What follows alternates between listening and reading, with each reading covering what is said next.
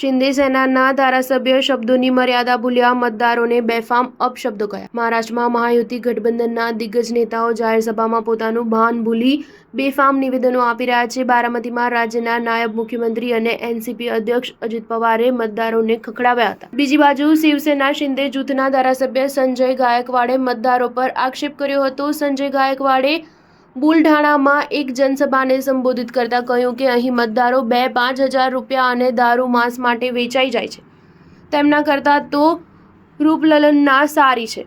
તમે મને એક મત આપી શકતા નથી, તમને તો માત્ર દારૂ માંસ અને રૂપિયા જોઈએ। સંજય ગાયકવાડે કહ્યું કે અરે 2-2 હજારમાં વેચાઈ ગયા, તેમના કરતાં તો રૂપલલના સારી છે। એક બાજુ તો આ ધારાસભ્ય તમારી દીકરીઓના કલ્યાણનો પ્રયાસ કરી રહ્યો છે, વિધાનસભા ક્ષેત્રનો વિકાસ કરવાનો પ્રયાસ કરી રહ્યો છે, તેમાં મારો કોઈ સ્વાર્થ નથી, પરંતુ પૈસા માંસ દારૂ આપી સંજય ગાયકવાડને હરાવવા માંગતા હતા। જો હું હારી ગયો હોત તો શું આ તમામ પ્રોજેક્ટ પૂરા થયા હોત? સંજય ગાયકવાડ મહારાષ્ટ્ર વિધાનસભા ચૂંટણીમાં બુલઢાણા વિધાનસભા બેઠક પરથી ચૂંટણી લડ્યા હતા, જેમાં તેઓ માત્ર 841 મતના માર્જિનથી જીત્યા હતા।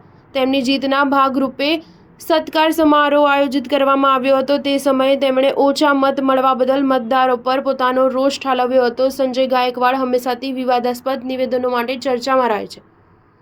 તેઓ વિપક્ષને વખોડવામાં અનેક વખત વિવાદાસ્પદ નિવેદનો આપ્યા છે। અનામત મુદ્દે કોંગ્રેસની ટીકા કરતા તેમની જીભ લપસી હતી અને તેમણે રાહુલ ગાંધીની જીભ કાપીને લાવનારને ₹11 લાખનું ઇનામ આપવાની જાહેરાત કરી હતી। ગાયકવાડે પોતાનું કામ ગણાવતા મતદારોને કહ્યું હતું કે છેલ્લા 5 વર્ષમાં મેં વધુ પડતું ફંડ મૂર્તિઓ બનાવવા પાછળ ખર્ચ્યું છે। બુલઢાણામાં 5 કે 10 નહીં, પરંતુ 25 મહાપુરુષોની નવી મૂર્તિઓ સ્થાપિત કરી છે। સ્ટાર ન્યૂઝ 7 હંમેશા સચ્ચાઈની સાથે।